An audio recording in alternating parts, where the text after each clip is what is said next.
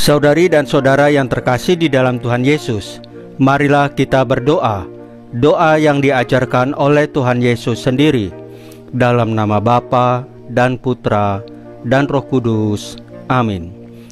Bapa kami yang ada di surga, dimuliakanlah namamu, datanglah kerajaan-Mu, dan jadilah kehendak-Mu di atas bumi seperti di dalam surga. Berilah kami rejeki pada hari ini, dan ampunilah kesalahan kami, seperti kami pun mengampuni yang bersalah kepada kami. Dan janganlah masukkan kami ke dalam pencobaan, tetapi bebaskanlah kami dari yang jahat.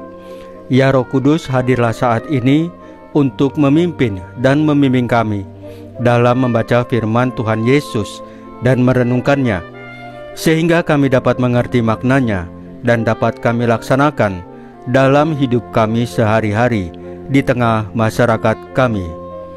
Pembacaan Injil Yohanes bab 6 ayat 52 sampai dengan ayat 59.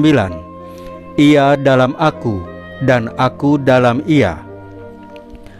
Orang-orang Yahudi bertengkar antara sesama mereka dan berkata, bagaimana ia ini dapat memberikan dagingnya kepada kita untuk dimakan?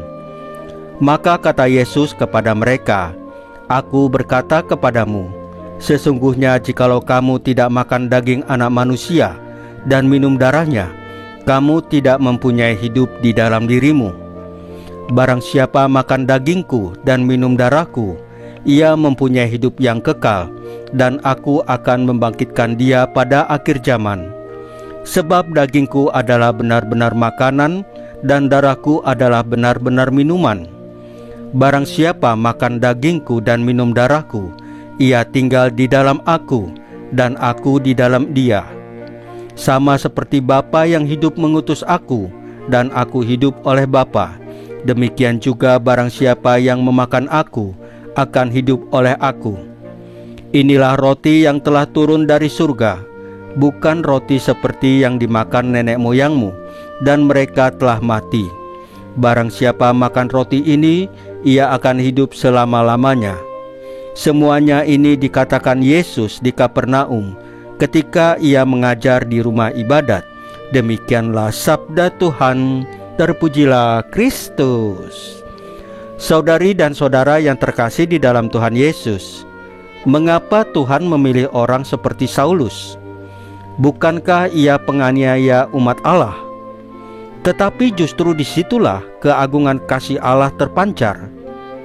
Tuhan tidak memandang masa lalu kita, melainkan potensi kasih yang bisa tumbuh dalam hati yang hancur oleh terangnya.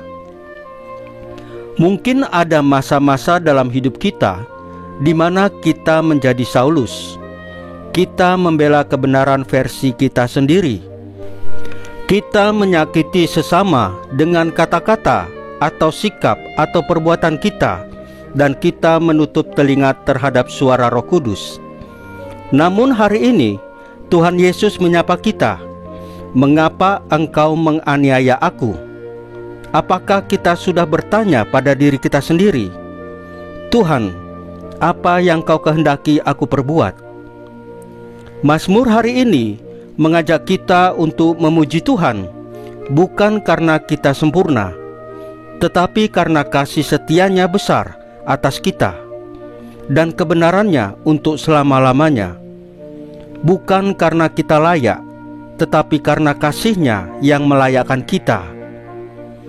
Dalam Injil Yohanes hari ini, Tuhan Yesus berbicara tentang dirinya sebagai roti hidup yang turun dari surga.